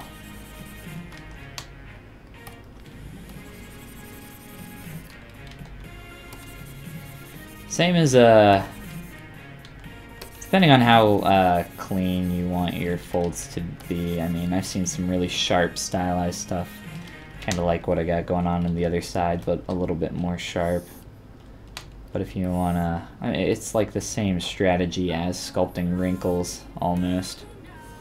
You use a lot of the same brushes, a lot of the same techniques. But yeah, I think there's a great deal of overlap there. So doing a Boolean subtraction, if you guys aren't familiar with that, we already have some low poly. Well, let's just go ahead and do it so I can show you guys how to do it. It's not a big deal. So looking at our coat here, we got a place for our button on the opposite side. For this, I just want to make sure that live boolean's turned on. This piece is on subtraction, and that I go into Boolean and click Make Boolean Mesh. I have this at its highest subdiv as well, just so I can get the highest poly count from here.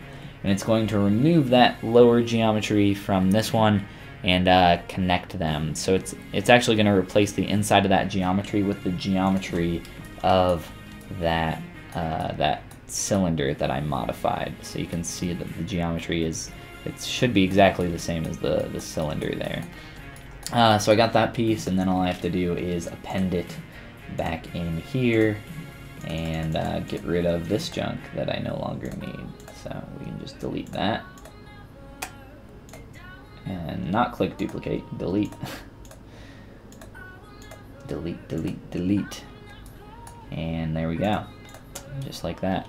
And we can turn off live boolean. Live boolean tends to make things lag a little, so we'll turn that off and try avoid having that on for a huge length of time. But yeah, I can start getting this set up here for my button and do a quick little rotation. I want to show you guys a little trick to make a little divot around your clothing, like a little depression where your button's going to be. So I got my little button here, and we're gonna do an old school boolean. And if you don't know what that means, it means you use Dynamesh. And to do an old school, the old style of boolean, you don't have to hide everything else, but I'm just going to. I'm gonna duplicate my button. I'm gonna put it on negative, just like I did for live boolean. And I have it right here, and I have it pressed into my mesh a little bit, and I'll turn on transparency so you can see how far that's in there. Not too much, just a little bit. And turn transparency off. And what I'm going to do is I just have to make sure that Dynamesh is on for one of these pieces. So I'll Dynamesh our coat here at about 500,000, or I'm sorry, 500 resolution, which is about 1.8 million polys. You know, I can tweak my mesh wherever I want. But from here, what I'm going to do is I'm going to merge those two pieces together, and then just do a Dynamesh again, and it's going to subtract that button. And my objective here is to just come through here, clean that up a little bit, and you see you get a nice little depression around where that is. It's just a really easy way to go about doing that. And you also have a poly group for where that occurred, so you can mask it off and then come around the edges and maybe do a little bit of inflate, something like that, and inflate that area so it looks like it's pressed in there. But I'm not going to do that because I think it looks a little bit too strong, so I'm just going to keep it how it is and use my move brush and kind of pull these in a little bit and soften out just to make it look like just a little bit, to kind of help with the creating the illusion that it's connected there. And I could also, you know, put some strings on my button to make it look like it's tied together, but we'll hold off on that. The last thing I'll do real quick on this jacket is ZBrush it again, because we made a live boolean. We wanna fix that up. This looks amazing, says Robert. Well, thank you, Robert. Thank you. Hope you guys are ready for 2018. Excited for it. Excited to see what the new year holds as we progress and grow in our artistic endeavors. I'm definitely excited for this new year. Gotta do some quick projecting.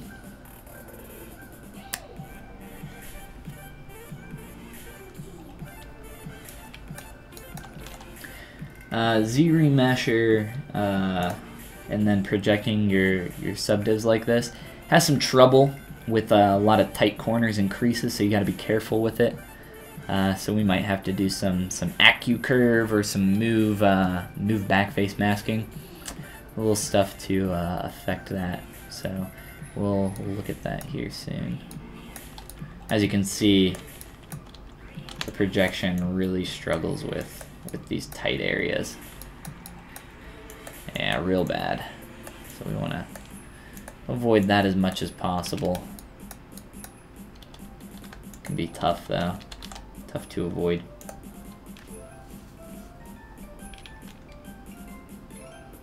So we'll try to do some cleanup there.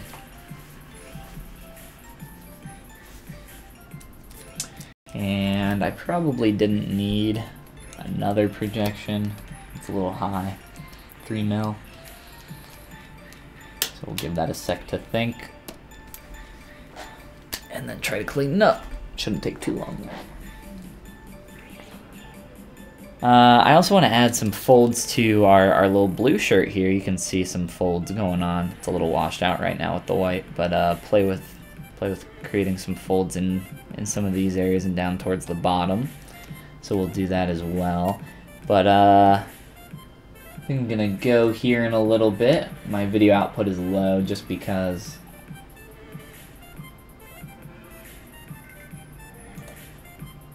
I think the stream disconnected for a sec just because this operation's happening. So we'll try to let that finish and not touch anything. As it, I'm sure if I can look here at our task manager. ZBrush going ham there on the CPU. There we go. Just finished. Let that think for a sec. So some of those operations tend to projection, ZRemesh, Dynamesh, they are CPU heavy. You can actually change the amount of percentage that your CPU uses in your preferences. I mess with that for streaming or for recording videos quite often. I haven't done so this time, but it can be very helpful for that kind of stuff.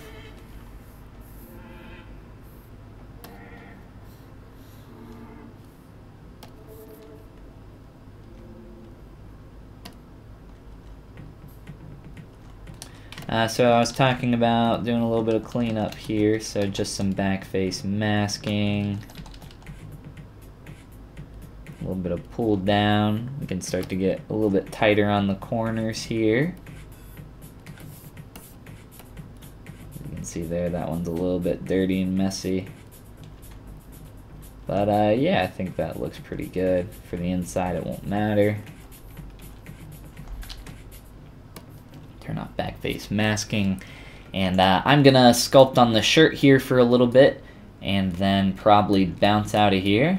So if anybody has any questions before I go, please let me know as I wind down here and get ready to head out. But thanks everybody for joining me, as always.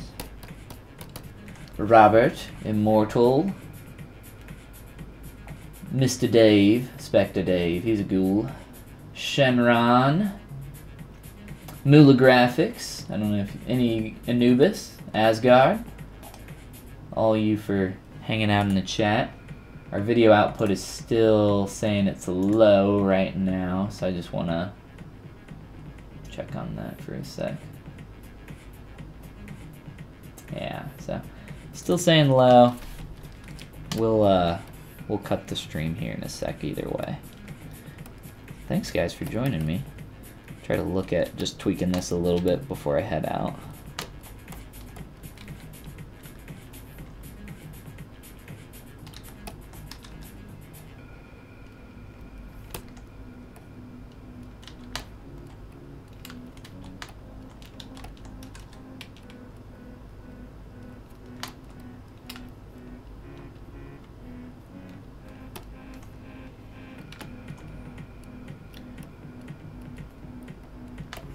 It's always fun to do these little things like folds and stuff. It's when everything starts really coming together and it's just kind of fun to see. I enjoy it. Might try to get a little bit of a cut in this area. That'd be fun to create the illusion of depth there. Not a real good AccuCurve move.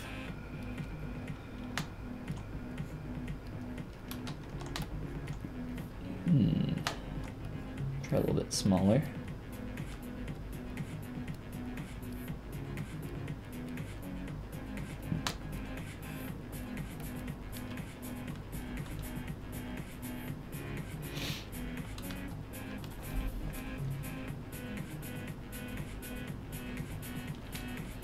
It'll basically be the same strategy for creating our folds, but for the inner edge here,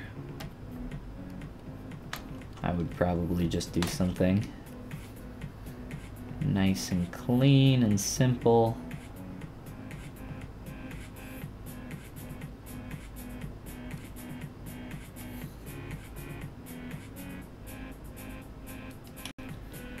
Something like that, so that it has a little bit of depth there. For we can kind of do it on the other side here as well, but opposite. Try to build that up.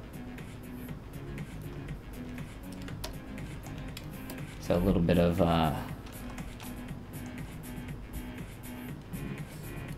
we essentially want to hide that inner topology there. Kind of flow that down and in as well. But yeah, I think that looks, even with these little tweaks, starts to give it a little bit more life. And some folds down here.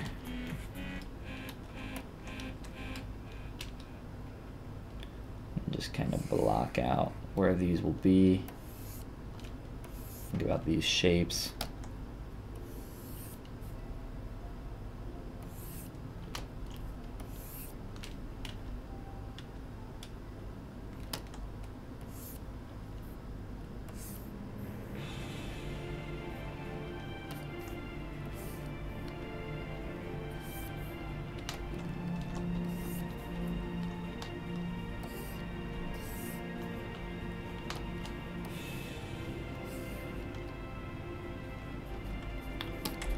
And we'll tweak some of that later as we get to it.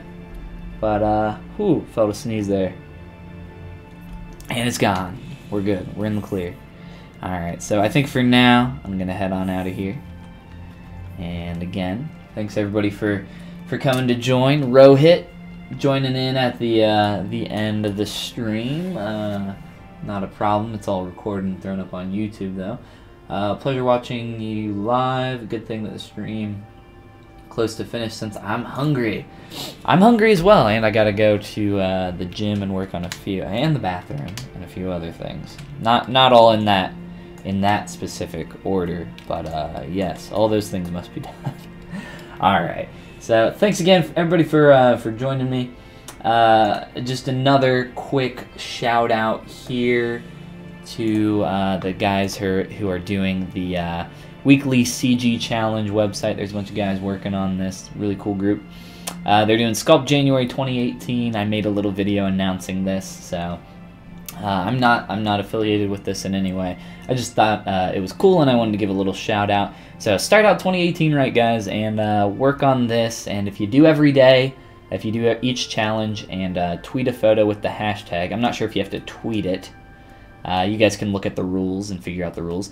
But if you do every day, they will choose 3 random people at the end to win an Intuos Pro Medium tablet, which is pretty cool. And I think more valuable, though, is building a habit of sculpting every day, and kind of leading into 2018 strong, and just have some fun with it, and try to really put in the practice and build a good habit. I think that's the real main point there, is to start building a habit for the new year 2018. But yeah, I think with that, guys, again, thanks for watching. Sorry, Rohit, that you came in at the last second as I'm signing off here, but watch that video that I posted earlier if you want some more information on the 2018 sculpting challenge for the month of January. And with that, I will see you all in the next live stream tonight, or maybe in the next video, or whenever I see you next. So, all right, I'll see you guys later. Have a great day, and or night, or whatever. Have a great 2018. All right, see you guys.